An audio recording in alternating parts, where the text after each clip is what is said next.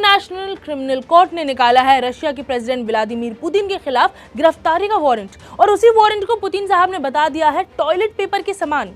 इतनी बेइज्जती! क्या कोई अदालत ऐसे किसी राष्ट्रपति के खिलाफ निकाल सकती है वारंट? क्या है ये आईसीसी और क्यों निकाला गया है पुतिन के खिलाफ ये वारंट?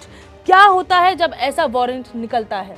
इन सभी सवालों के जवाब जानने हैं तो आप सही वीडियो पर आए हैं। हेलो, मैं हूं साहिबा खान और आप देख रहे हैं अनकट।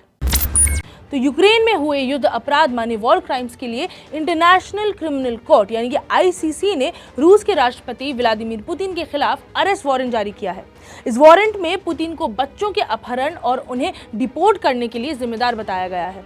वहीं दूसरी ओर रूस ने इन आरोपों को खारिज किया है और गिरफ्तारी वारंट की तुलना टॉयलेट पेपर से कर दी है। इस वारंट पर यूक्रेन की तरफ से कहा गया है कि ये तो सिर्फ शुरुआत है, पुतिन के लिए अभी और मुश्किलें आनी बाकी हैं। मगर सबसे पहले जान लेते हैं कि ये आईसीसी जिसने ये इशू किया है वो है क्या। तो इंटरनेशनल क्रिमिनल कोर्ट दुनिया का पहला अंतर्राष्ट्रीय आपराधिक न्यायालय है। ये 4 तरीके के मामलों की सुनवाई करता है, जैसे कि नरसंहार का अपराध यानी जेनोसाइड, मानवता के खिलाफ अपराध, आक्रामकता के अपराध और युद्ध अपराध। इंटरनेशनल क्रिमिनल कोर्ट में सिर्फ आरोपी के खिलाफ कार्रवाई होती है, ना कि किसी देश या किसी पर्टिकुलर कम्युनिटी यानी कि समूह के खिलाफ। इसका जो मुख्यालय है वो है नेदरलैंड्स में। क्या क्या आरोप लगे हैं पुतिन पर वो जान लेते हैं। इंटरनेशनल क्रिमिनल कोर्ट के बयान में कहा गया है कि रूसी राष्ट्रपति पुतिन ने जंग के दौरान कई तरह के अपराध किए हैं। उन्होंने गैर कानूनी तरीके से बच्चों को यूक्रेन से रूस भेजा। संयुक्त राष्ट्र जांच आयोग की रिपोर्ट का हवाला देते हुए बीबीसी की रिपोर्ट में बताया गया है कि जंग के दौरान कुछ बच्चों को रूसी नागरिकता स्वीकार करने के लिए मजबूर किया गया, जिस वजह से उन्हें रूस में स्थायी तौर पर रहना पड़ा। करीब 16,221 बच्चों को जबरदस्ती रूस भेजा गया है, ये रिपोर्ट का कहना है। इस तरह के काम ने अंतर्राष्ट्रीय मानवता कानून को तोड़ा है। संयुक्त राष्ट्र की रिपोर्ट के अनुसार रूसी लोगों पर बलात्कार और यातना के अलावा यूक्रेन के एनर्जी इंफ्रास्ट्रक्चर को क्षतिग्रस्त करने का भी आरोप लगा है। मगर क्या पुतिन की गिरफ्तारी हो पाएगी? तो आईसीसी के पास अपना कोई पुलिस बल है नहीं, इसलिए ये किसी को गिरफ्तार नहीं कर सकता है। कोर्ट गिरफ्तारी के लिए सिर्फ वारंट जारी कर सकता है, लेकिन गिरफ्तारी के लिए उसे दूसरे देशों पर निर्भर रहना पड़ता है। गिरफ्तारी 2 केसेस में होती है।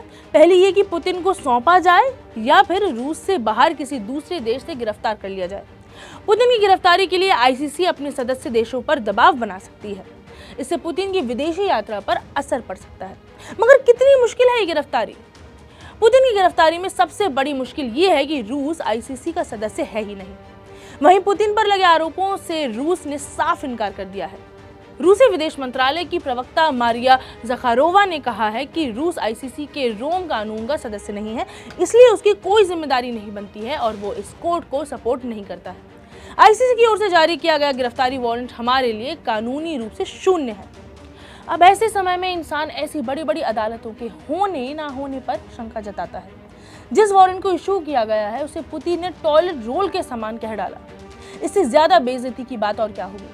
साथ ही साथ अगर आईसीसी के पास अपना कोई पुलिस बल है ही नहीं तो फिर इसका पॉइंट क्या है?